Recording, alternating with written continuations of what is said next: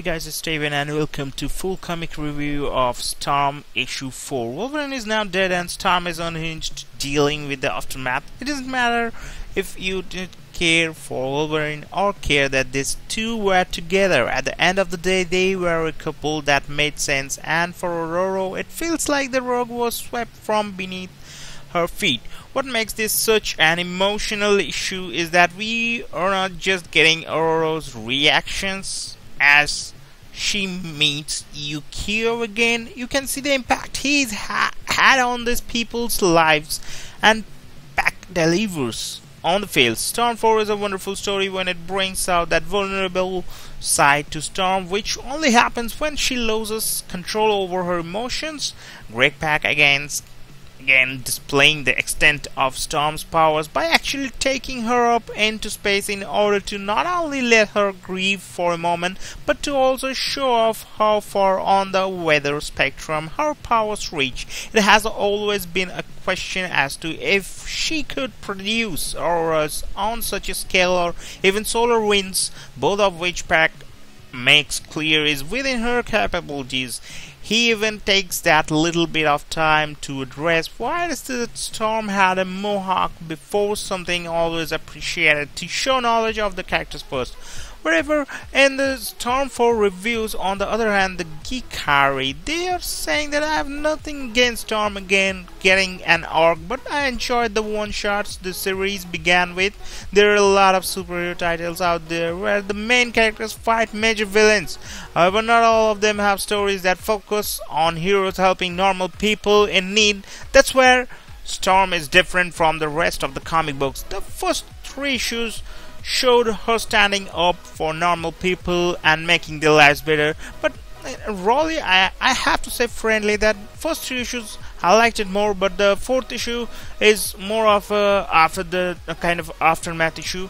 That's why it's not up to the mark for me, but it's good. So according to the IGN also, they have given a good review for, and the Nerds Unchained, they have the score for them is 7.0. It's for me, it's pretty much cool, and they have been doing a really nice good work for me. The much anticipated depth of Wolverine event has drawn to its inevitable conclusion, and the Marvel Universe is now reeling in the aftermath.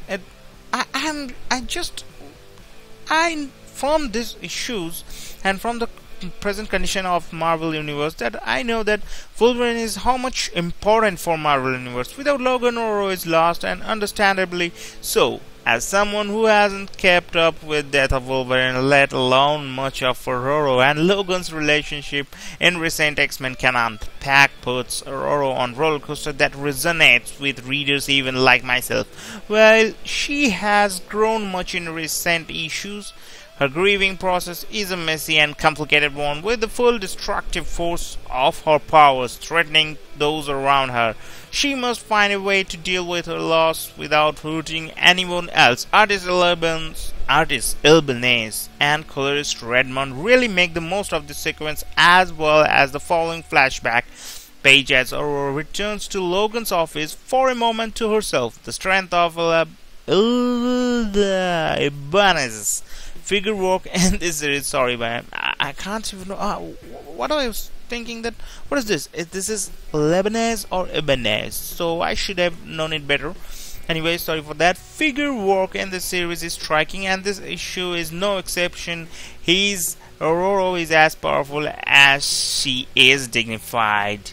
From the sweep of her mohawk to the lines of her body to in-flight, and Redmond's color palettes are a beautiful complement to that. Aurora isn't allowed to grieve for long, as a call from Yukio puts her in Las Vegas to give Yukio the news. There, Aurora finds herself in the midst of an international underground fight ring by Yukio and a costume-clad group of ne'er-do-wells, where a big of action was going on that time, where professional killers and mercenaries battled to stave off international gang violence.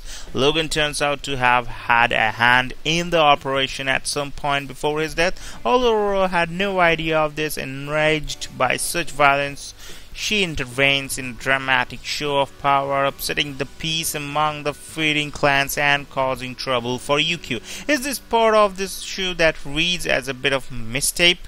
Don't know what is going on after this one, but I really liked it, and even you will like it too, I hope. So thanks for watching, guys, and hit like if you enjoyed it, and wait for more review or coming on, and let me know in your comments that how you're liking it. Thank you.